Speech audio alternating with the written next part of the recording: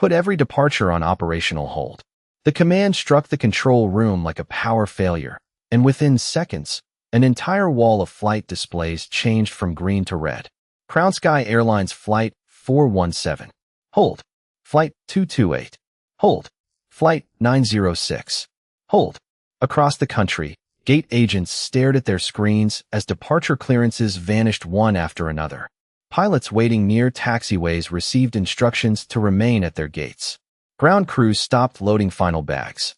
Passengers looked up as delayed boarding announcements echoed through terminals from Atlanta to Chicago. Nothing had crashed. No storm had appeared.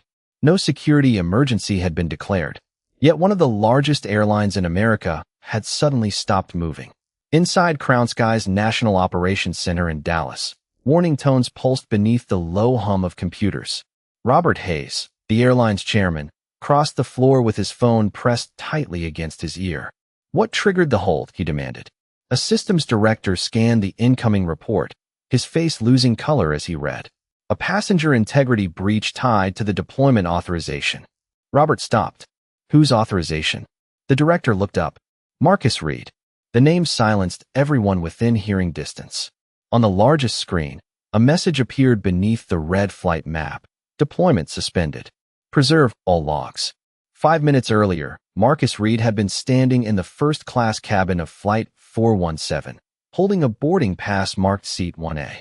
He was 44 years old, dressed in a charcoal suit without a tie, carrying one black leather bag and a slim portfolio stamped with the silver emblem of Apex Meridian Systems.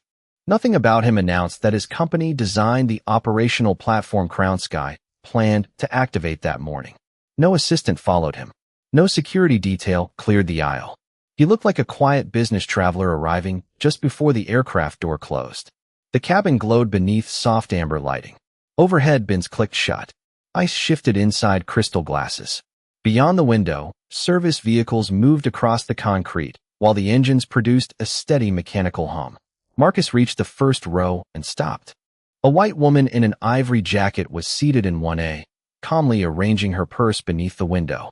Her name was Victoria Langford, and she wore the confident expression of someone accustomed to doors opening before she reached them. Marcus checked the seat number, then looked at his boarding pass. "Excuse me," he said evenly. "I believe you are in my seat." Victoria glanced at the pass, but did not stand. Her eyes traveled from Marcus's shoes to his face, measuring him before she answered. "That cannot be right." Marcus remained polite. "It says 1A." She gave a small smile and turned toward the window. Then the system made a mistake. A nearby passenger looked away. Another lowered his newspaper. Marcus held out the boarding pass again. "We can ask the crew to verify it." Victoria finally faced him fully. "There is no way they assigned this seat to you." The sentence was quiet, but the meaning reached farther than her voice. Before Marcus could respond, the lead flight attendant approached from the galley. Emily Carter looked at both passengers, then at the boarding pass in Marcus's hand. "Is there a problem?" Victoria answered first. "This gentleman is confused about his seat." Marcus looked at Emily. "I am assigned to 1A." Emily scanned the document.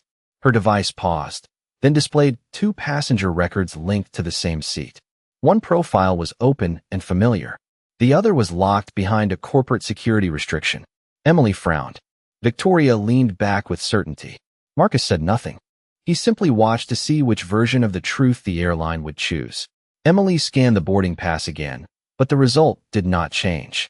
Victoria Langford's profile appeared immediately, complete with premium status, travel history, and a note identifying her as a long-term Crown Sky customer. Marcus Reed's record remained partially hidden behind a secure verification notice. Emily looked toward the front galley, then back at Marcus. "The system is showing a conflict," she said carefully. "I can see your name, but I cannot access the full reservation details." Marcus kept his voice level. "Check the original booking record, not the current seat assignment." Victoria gave a quiet laugh. "This is becoming ridiculous." Emily ignored the comment and opened a second screen. The cabin around them had grown still. Passengers who had been arranging laptops and drinks were now watching without pretending otherwise. Marcus stood in the aisle with his portfolio at his side, calm enough to make the tension around him feel even sharper. Emily entered the confirmation number printed on his boarding pass. A message appeared, corporate profile. Executive verification required. Before she could continue, Victoria leaned toward her. I have been sitting in this seat on nearly every flight to Dallas for 6 years. There is obviously some kind of upgrade error. Marcus looked at her. An upgrade error does not explain why your name was added to a seat already assigned to someone else. Victoria's smile disappeared. Are you accusing me of something? I am asking for the record to be checked. Emily found the reservation history, but the final line had been modified only 12 minutes before boarding. She frowned. A service override had replaced Marcus's confirmed seat with Victoria's customer profile. The employee identification number was partially masked. Emily looked up. There was a late change. Victoria immediately answered. Then that settles it. No, Marcus said. It shows that someone changed the assignment. It does not show that the change was authorized. Emily hesitated. She knew he was right, but the aircraft door was scheduled to close in 9 minutes, and every delay would be reviewed by operations. A voice came from behind her. What is holding us up? Daniel Mercer stepped into the cabin wearing a dark suit and a Crown Sky executive badge. He had boarded at the last minute to observe premium service before the national system's rollout. Emily explained the duplicate seat and the restricted reservation. Daniel glanced at Victoria, recognized her name, and relaxed. Then he looked at Marcus. Mr. Reed, we can place you in an available seat in the main cabin and investigate after departure. Marcus did not move. Why would I leave the seat I paid for when the record shows it was changed 12 minutes ago? Daniel's expression tightened. Because we need to close the aircraft on time. Then restore the original reservation. It is not that simple. Marcus looked at Emily. Is the original confirmation attached to my legal name? She nodded. Yes. Was the override made after I checked in? Another pause. Yes. Daniel stepped between them. The issue is being handled. We are offering you another seat. Marcus turned his attention to him. You are offering me less because someone changed a record without my permission. Daniel lowered his voice. I am asking you to cooperate. Victoria settled deeper into 1A, as though the decision had already been made. Marcus noticed the satisfaction in her face, but he did not react. He opened his portfolio and removed a printed copy of the original reservation. Here is the purchase confirmation, the seat assignment, and the timestamp. Now check the override source. Daniel barely looked at it. We do not have time for a technical investigation at the gate. Marcus held his gaze. Then you are choosing convenience over the truth. The cabin went silent again. Daniel's face hardened. I am choosing to depart on schedule. Marcus glanced toward Emily's device, where the altered record remained visible. Then he asked the question that would soon matter far beyond seat 1A. Are you formally accepting the override and removing me from my confirmed seat? Daniel held Marcus's gaze for several seconds, then turned toward Emily. Record Mr. Reed as reassigned due to a duplicate premium reservation. Emily did not move. That would not be accurate. Daniel's expression changed. Excuse me. The reservation was not duplicated at purchase. His seat was changed after check-in. Victoria shifted in 1A, her confidence beginning to thin around the edges. Why are we still discussing this? I was told this seat was available. Marcus looked at her. By whom? She hesitated. A customer service representative. At the gate. Before boarding. Emily returned to the modification history and expanded the hidden fields. A service desk authorization appeared beneath the override, linked to a premium relations account. Daniel leaned closer to the screen. Close that window. Emily looked at him. We need to preserve it. I said close it. Marcus watched the exchange carefully. The conflict was no longer about two passengers claiming one seat. It was about whether the airline would protect the record or erase it once the record became inconvenient. He turned to Emily. Can you save the complete change history, including the employee identification number and timestamp? Daniel stepped forward. You do not direct my crew. Marcus remained composed. I am asking the person holding the evidence not to lose it. The cabin door chime sounded. 6 minutes remained before scheduled departure. A gate coordinator appeared near the entrance and quietly reminded Daniel that operations was waiting for final passenger count. Daniel glanced toward the cockpit, then at the travelers watching from every row. He wanted the situation gone. Fast. Mr. Reed, you have two choices. Accept the seat in the main cabin or leave the aircraft so customer care can resolve this later. A murmur moved through first class. Marcus looked at the empty space beside Victoria, then at his printed reservation. And she remains in 1A? Yes. Without proving that the override was authorized? Daniel's voice sharpened. This is my final operational decision. Marcus nodded slowly, as though Daniel had just confirmed a figure in a contract. Please enter those exact words into the incident record. Daniel stared at him. You are delaying this flight. No. The unauthorized change delayed the truth. You are choosing not to correct it. Emily lowered her eyes to the device and began typing. Daniel noticed. What are you doing? Documenting the final decision. Use the standard passenger refusal code. Emily looked up. He has not refused transportation. He is disputing an unauthorized downgrade. The distinction landed heavily. Victoria folded her arms. He is making everyone uncomfortable. Marcus turned toward her, his tone steady. Discomfort is not evidence. She looked away. Daniel reached for Emily's device, but she stepped back toward the galley. The record has already synchronized. The announcement system chimed again, reminding passengers to secure their belongings. Marcus closed his portfolio. Please add that I requested verification of the original record 3 times. Emily nodded. I have. Add that Mr. Mercer declined each request. Daniel's face tightened. That is enough. Marcus looked directly at him.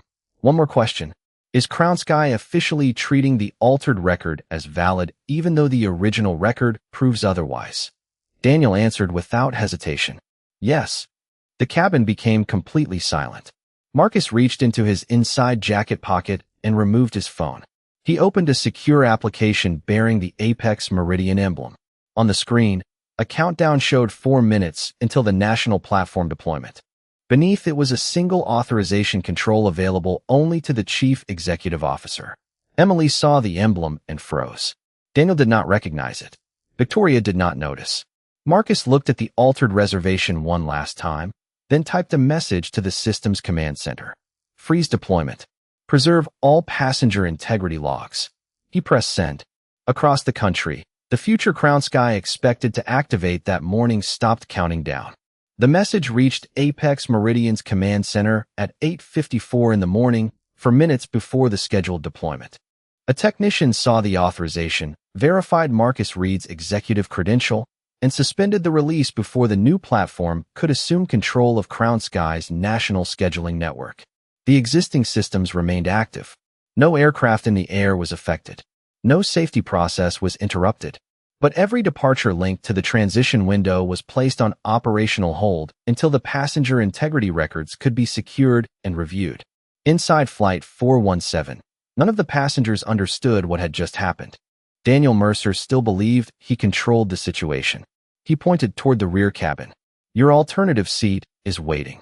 Marcus slipped the phone back into his jacket. Not anymore. Daniel gave him a hard look. Then you are choosing to leave the aircraft. I am choosing to preserve the record before your company builds a national system on top of corrupted data.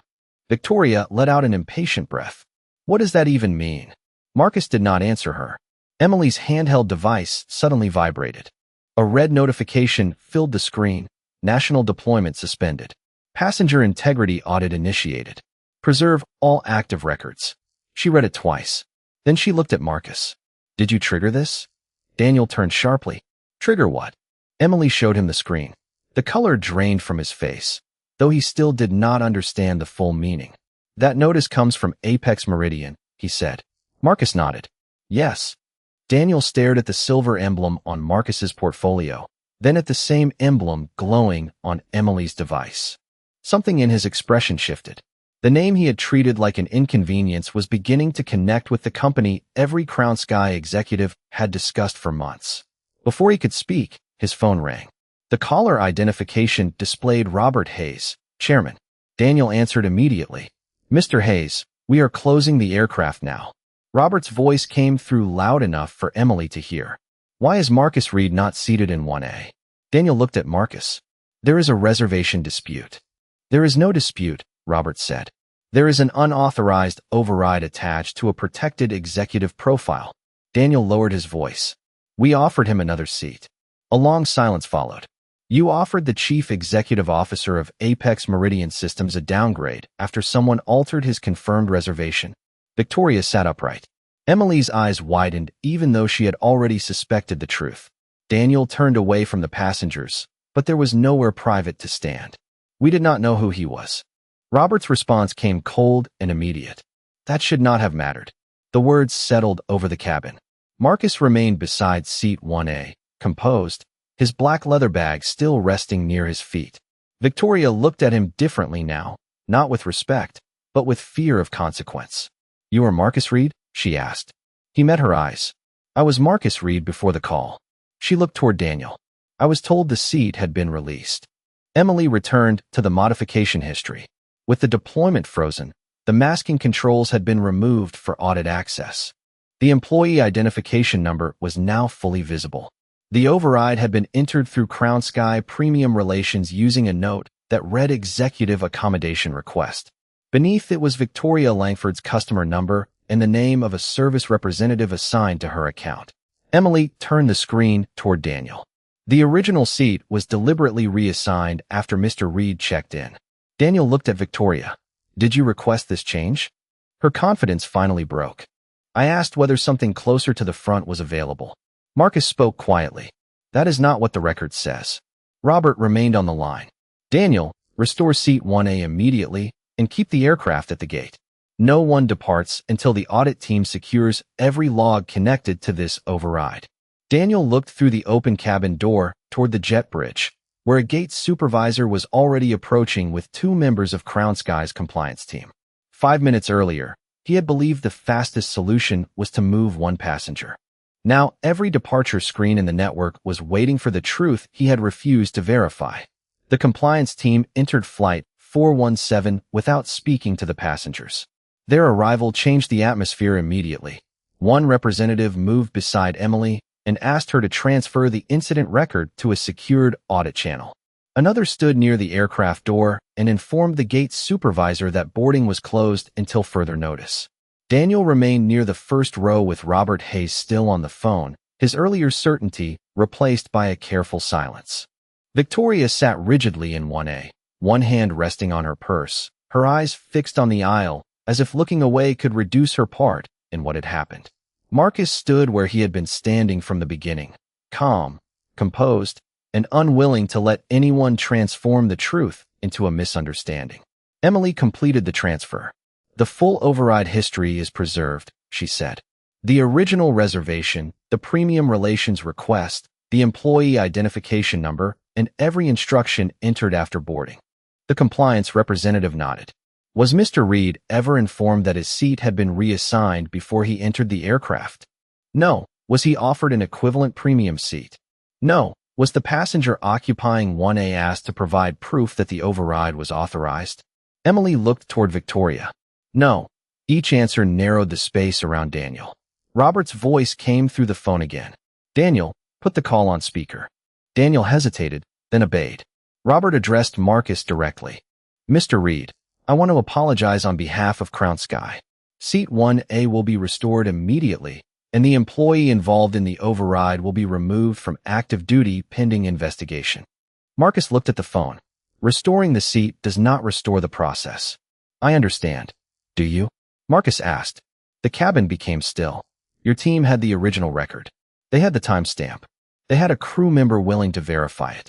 The only thing they lacked was the willingness to believe the record when it supported me." Victoria finally spoke. "I did not know the seat belonged to you personally." Marcus turned toward her. "It belonged to me because it was assigned to my name. My title did not create that right." She lowered her eyes. Daniel took a breath. "We can resolve the passenger issue and continue the flight." Marcus looked at him. "This is no longer a passenger issue." He opened his portfolio and removed a thin document marked National Deployment Authorization. At 9 o'clock this morning, Crown Sky expected Apex Meridian to approve a platform that would connect passenger identity, crew scheduling, baggage routing, gate operations, and departure coordination across the country. Your own team just demonstrated that a verified record can be overwritten, ignored, and defended because one customer appears more believable than another. Robert said nothing. Marcus continued. "If that failure exists in a seat assignment, I have to assume it may exist elsewhere until an audit proves otherwise." Daniel looked toward the compliance representatives. "The existing systems are still operating." "Correct," Marcus said. "No aircraft is in danger. No active safety system has been interrupted. But the new deployment will remain frozen, and every flight scheduled inside the transition window will remain at the gate until Crown Sky confirms that the data is reliable. Robert's voice became quieter. How long will that take? That depends on how quickly your company chooses transparency over damage control. Emily glanced at Marcus, understanding now that the operational hold was not revenge. It was a safeguard. Victoria slowly gathered her purse. A compliance representative approached her. "Ma'am, we need you to leave seat 1A while the original assignment is restored." She stood without argument. The passengers watched as Marcus was finally invited to take the seat that had always been his. He did not sit. Instead, he looked at Daniel and said, "Before this aircraft moves, I want the altered record explained, the responsible account identified, and the truth preserved exactly as it happened." Daniel nodded because for the first time that morning, convenience no longer had the final word. The first audit findings arrived 12 minutes later. The premium relations account that changed seat 1A belonged to a Crown Sky employee named Susan Bell, a senior customer concierge assigned to Victoria Langford's profile. The record showed that Victoria had called from the lounge and requested her usual seat, even after the system warned that the seat was already confirmed under another passenger's name. Susan had overridden the assignment, marked Marcus as eligible for reassignment, and added a note claiming he had accepted the change. He had never been contacted. Emily read the findings from her device while the compliance team listened. The acceptance note was entered 3 minutes before Mr. Reed scanned his boarding pass, she said. Daniel looked down. Then the note was false. "Yes," the compliance representative replied, "and the alteration was approved through premium operations." Every eye turned toward Daniel. His expression tightened. "I did not authorize that specific change." Marcus remained beside the first row. "But you defended it after the evidence showed it was wrong." Daniel had no answer. Robert Hayes was still connected by speakerphone from the National Operations Center. Behind his voice came the faint sound of warning tones and hurried conversations. "The hold now affects 32 departures," he said. "Existing aircraft are safe, but the transition schedule is backing up." Marcus looked through the cabin window at the gate equipment waiting below. "Then your teams should use the time to verify every active override connected to the deployment window." Robert paused. "We have already found 14 seat changes made through premium relations without direct passenger confirmation." A quiet murmur moved through the cabin. The problem was no longer confined to Victoria or Susan Bell. It was a culture of access, where favored customers could ask for convenience and employees could make inconvenient people disappear inside a database. Victoria stood near the galley under the supervision of a compliance representative. Her earlier confidence had vanished. "I only asked whether the seat was available," she said. "I did not tell anyone to falsify a record." Marcus looked at her. "You were told another passenger was assigned to it." She hesitated. "I thought the airline would handle it." "They did," he said. "They handled it by deciding your comfort mattered more than my confirmation." She lowered her gaze. Daniel stepped closer to Marcus. "Mr. Reed, I accept that the process failed, but holding the national rollout affects thousands of travelers who had nothing to do with this." Marcus nodded. "That is why the existing systems remain active. The hold protects those travelers from a platform being launched before the data can be trusted. You could have addressed this after departure. And how many altered records would have been carried into the new system by then?" Daniel fell silent. Emily looked at the audit screen. The deployment would have copied the modified passenger records into the national database at 9 o'clock. The compliance representative confirmed it. Once synchronized, the original history would have been harder to separate from the override. Robert spoke again. "Marcus, what do you need from us?" Marcus answered without hesitation. "Freeze every premium override made in the past 72 hours. Require direct passenger confirmation before any seat reassignment. Remove Susan Bell's system access pending investigation. Place Daniel Mercer on administrative leave. Protect Emily Carter as the employee who preserved the record. Then send the board a written acknowledgement that this was not a duplicate booking. It was an unauthorized change defended by leadership." Daniel looked toward the passengers, then back at Marcus. "You are ending my career over one decision." Marcus's expression remained calm. "No. Your decision revealed how you use authority when the facts inconvenience you. What happens next belongs to your board." Robert exhaled slowly. "The board will comply." Daniel removed his Crown Sky badge and placed it on the galley counter. No one applauded. The moment was too serious for celebration. Emily received a message confirming that her incident report had been locked against alteration. Another message followed. Whistleblower protection activated. She looked at Marcus with quiet relief. He finally took seat 1A, but he did not fasten his seat belt. The aircraft was still at the gate, and the airline was still searching its own records. Outside, the departure board remained red. Inside, the truth had finally been given the seat no one could take from it. The operational hold remained in place for another 27 minutes while Crown Sky's audit team reviewed every premium override connected to the morning transition. Inside Flight 417, the passengers waited quietly as updates appeared on the cabin screens. Emily moved through the first-class aisle, answering questions with careful honesty. She did not call the situation a technical delay. She explained that the airline was verifying passenger records before departure. Marcus remained in seat 1A with his portfolio closed on his lap, watching the process unfold without satisfaction. He had not wanted disruption. He had wanted proof that the system could be trusted. The distinction mattered. At the National Operations Center, Robert Hayes stood before a wall of red departure indicators while legal advisors and data specialists examined the growing report. 14 unauthorized seat changes had become 23. Several had been approved for elite customers without direct confirmation from the passengers originally assigned to those seats. In 3 cases, the displaced travelers had been labeled uncooperative after questioning the changes. Robert read the summaries in silence. Then he called Marcus again. Emily placed the call on the cabin speaker at his request. "We have completed the first review," Robert said. "The issue is broader than one flight. We found a pattern of premium overrides, inaccurate passenger notes, and management pressure to close disputes without verifying original records." Marcus looked toward the passengers around him. "What corrective actions are in place?" "Every unauthorized override from the past 72 hours has been reversed or placed under manual review. Premium relations can no longer change a confirmed seat without direct consent. All passenger refusal codes entered during those disputes are frozen pending investigation. Daniel Mercer and Susan Bell remain on administrative leave." Robert paused. "We are also appointing an external civil rights and data integrity firm to examine the past 2 years." Victoria stood near the galley listening. Her face showed something different now. Not fear of losing a seat. Recognition that a private favor had entered a system capable of harming people she would never meet. "Mr. Reed," she said quietly, "I owe you an apology." Marcus turned toward her. The cabin became still again. "I assumed you did not belong in this cabin," she continued. "When the airline supported me, I treated that as proof instead of asking whether it was fair." Marcus studied her expression. "An apology is a beginning," he said. "What matters is whether you understand why the assumption was dangerous." Victoria nodded. "Because I expected your proof to matter less than my preference." He did not soften the truth for her. "Yes." She looked down. "I understand." Robert's voice returned through the speaker. "The audit team has cleared the original operating data. The new platform will not launch today, but the existing network is stable. Flights may resume under the legacy system."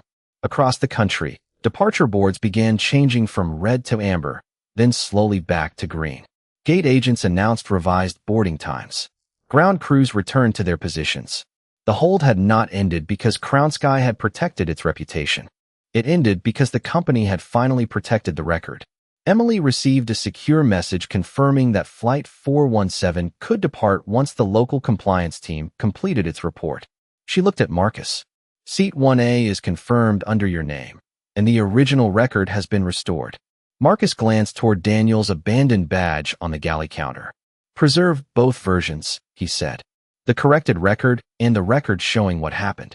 Emily nodded. "They will both remain in the audit file." Victoria was assigned another first-class seat that had been legitimately available from the beginning. She moved there without protest. As the cabin door prepared to close, Robert asked one final question. "Will Apex Meridian reconsider the deployment after the full audit?" Marcus looked out the window at the runway, where aircraft had begun moving again beneath the morning sun. "We will reconsider when your systems prove that truth cannot be changed simply because a powerful customer asks." Robert accepted the answer. Flight 417 finally pushed back from the gate, but Crown Sky was no longer moving toward the future it had expected. It was moving toward a test it could no longer avoid. Flight 417 climbed through a layer of pale morning clouds while the cabin settled into an uneasy quiet. The delayed departure had ended, but the consequences had only begun. Marcus opened his portfolio and reviewed the preliminary audit report transmitted from Crown Sky's Operations Center. 23 unauthorized premium overrides had been confirmed. 9 passengers had been reassigned without direct consent. 3 had been marked as difficult after questioning the changes. 2 records included notes that did not match the original call logs. The pattern was no longer hidden inside one employee's decision. It was built into a culture that rewarded speed, status, and silence. Emily approached seat 1A with a glass of water. "Mr. Reed, Robert Hayes is requesting a secure video conference after landing." Marcus closed the report. "Tell him I will attend if the board, legal counsel, and the employee ethics committee are present." "I will." She hesitated. "May I ask you something?" Marcus looked up. "Why did you wait before identifying yourself?" The engines hummed steadily beneath the cabin floor. Marcus glanced toward Victoria, who sat several rows behind him, looking out the window without speaking. "Because the moment my title entered the conversation, their behavior would change. I needed to know how they treated the person they thought had no influence." Emily nodded slowly. "And they showed you." "They showed themselves." Hours later, Flight 417 landed in Dallas under a clear blue sky. Marcus was escorted to Crown Sky's executive headquarters, where Robert Hayes and the board waited inside a glass conference room overlooking the airport. No celebration remained from the planned technology launch. The presentation screen displayed a different title now: Passenger Integrity Failure Review. Daniel's badge, Susan Bell's access credentials, and the complete audit log had been placed into evidence. Robert stood when Marcus entered. "We have suspended the rollout indefinitely," he said. "We are prepared to rebuild the process under your supervision." Marcus took his seat but did not open the contract. "You are still thinking about software." Robert looked confused. "The software is the reason the airline stopped." "No," Marcus replied. "The airline stopped because your people used the system to make an unfair decision look official. Technology only revealed how quickly that decision could spread." Dana Collins, Crown Sky's general counsel, turned to the next page of the report. "The external review recommends mandatory consent verification, independent oversight for premium overrides, and automatic preservation of disputed records." Marcus looked around the table. "Add one more requirement. Any passenger labeled uncooperative must receive a written explanation and a direct appeal channel before the note becomes permanent." A board member leaned forward. "That will slow operations." Marcus met his eyes. Accuracy is not a delay when the alternative is institutionalizing a lie. No one argued. Robert slid the deployment agreement toward him. "If we accept every condition, will Apex Meridian continue the partnership?" Marcus did not touch the document. "Not today." The room fell silent. "You will complete the independent audit. You will notify every passenger affected by an unauthorized override. You will remove false conduct notes from their records. You will publish the corrective process. Then my company will decide whether Crown Sky has earned another opportunity." Robert lowered his gaze. The billions tied to the rollout remained beyond reach, not because Marcus wanted revenge, but because trust could not be restored by urgency. Across the table, the board finally understood the real cost of seat 1A. It was never the price of a first-class ticket. It was the price of building an entire future on a record no one had been willing to defend. 3 months later, Crown Sky Airlines returned to the same conference room with a different kind of presentation. There were no launch banners, no champagne glasses, and no promises of instant transformation. The main screen showed the results of the independent review: 41 unauthorized premium overrides, 18 inaccurate passenger conduct notes, 7 confirmed cases in which travelers had been reassigned without direct consent, and a pattern of managers rewarding speed over verification. Every affected passenger had received a written apology, a corrected record, and compensation. Susan Bell had been dismissed after the investigation concluded that she knowingly entered false acceptance notes. Daniel Mercer resigned before the board completed its final disciplinary review. Emily Carter had been promoted to Director of Passenger Integrity, with authority to stop any operational decision that depended on disputed data. Marcus Reed entered the room without an entourage and took the same quiet seat he had occupied during the first meeting. Robert Hayes placed a revised agreement in front of him. "We completed every condition," he said. "The override system now requires direct passenger confirmation. Disputed records are preserved automatically. No employee can label a traveler uncooperative without written review. The Ethics Committee reports directly to the board." Marcus opened the report and read each section carefully. Crown Sky had also published the findings, including the failures that made the company look weak. That mattered more than any private apology. "Why did you make the report public?" Marcus asked. Robert answered without hesitation. "Because we spent years protecting the company from embarrassment instead of protecting passengers from unfair decisions. Secrecy was part of the problem."